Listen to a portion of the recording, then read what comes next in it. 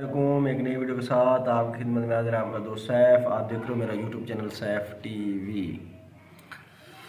आप सबके क्या हाल है, कहाँ से वीडियो देख रहे हो, कमेंट्स में ज़रूर बताना। और वैसे तो मेरे चैनल पे बहुत सारे पंजाबीज़ हैं, तो तुसी चैनल दी वीडियोस देख रहे हो बट लाइक कमेंट सब्सक्राइब तुसी नहीं कर रहे हो यार। ये गल मैनू बहुत बुरी लगती है। तो तुसी कोशिश किया करो, वीडियो ਨੂੰ फुल वॉच किया करो, तो दोस्तों के नाल भी शेयर किया करो, क्योंकि मैं कोशिश करता हूँ कि हर चिल्लागाह की वीडियो जाके बड़ा के तुहाडे नाल शेयर करा। तो अल्लाह ताला तुहाडा भला करे। तो अज की वीडियो दे विच मैं स्पेशल दो गल्लां करनियां तुहाडे नाल।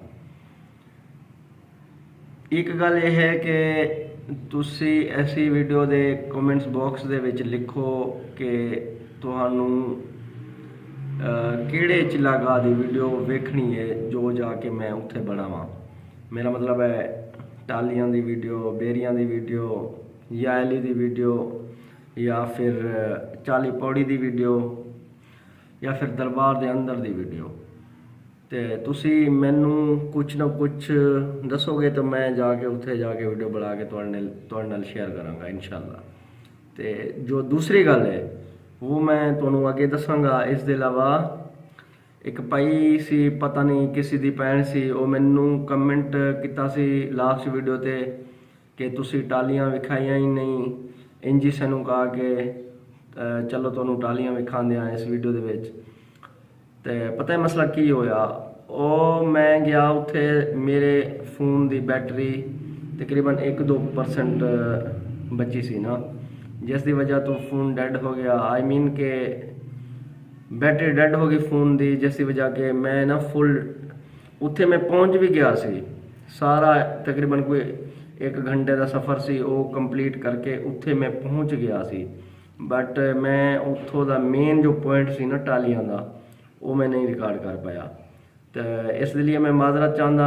तो इंशाल्लाह नैक्सट टाइम जदों भी मैं गया, जदों नहीं मैं स्पेशल जाऊँगा। अगर तुसी लोग मैनू कमेंट दे विच कहोगे कि जाओ टालियां दी वीडियो बनाओ, तो इंशाल्लाह मैं टालियां दी वीडियो जाके स्पेशल बनावांगा इंशाल्लाह। तो बाकी एक भाई है नशाद भाई गग्गू मंडी तो, उन्होंने मेरे चैनल का लोगो अपने फ्लैक्स से लाया सी, जिस की वजह तो मैं भाई नू थैंक यू वेरी मच कहना ना अपनी वीडियो दे विच।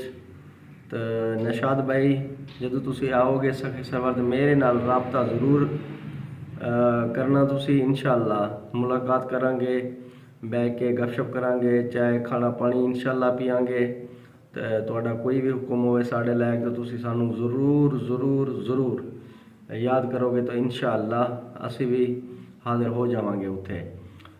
बाकी जो दूसरी गल मैं करनी है वो ये गल है कि यार तुसी कोई भी सवाल अगर मेरे कोल पुछना सी, कोई मैसेज कोई पैगाम कुछ ना कुछ तुसी कमेंट दे विच ज़रूर लिखो। तो मैं नैक्सट वीडियो दे विच तुहाडे सारां दे नां ते तुहाडा मैसेज इंशाल्लाह मैं पढ़ के वीडियो अपलोड करांगा इंशाल्लाह। तो अब वीडियो को यहीं पे करते हैं ख़त्म। तो इंशाल्लाह मिलेंगे नेक्स्ट वीडियो में। मेरी बातों को याद करना। और लास्ट वीडियो में गफ़ार कन्नू कह रहे थे कि साहब भाई अपना थोपड़ा मुबारक भी दिखाया करो, तो भाई आज की वीडियो सिर्फ थोपड़ा ही थोपड़ा देखो। बाकी मैंने जो बातें की हैं, मैंने कहा कि यार आप जिस जगह की वीडियो देखना चाहते हो उसको भी कमेंट उस एरिया को करो, स्पेसिफिक एरिया की जाकर मैं वीडियो बनाऊँगा। इसके अलावा आप कमेंट्स में कोई ना कोई सवाल जवाब कुछ पूछना मुझसे, ताकि मैं नेक्स्ट वीडियो में आप सबके नाम लेके आपके मैसेजेस को पढूं। तो यहीं पे करते हैं वीडियो को एंड। तब तक के लिए मिलते हैं, अल्लाह ने के बाद।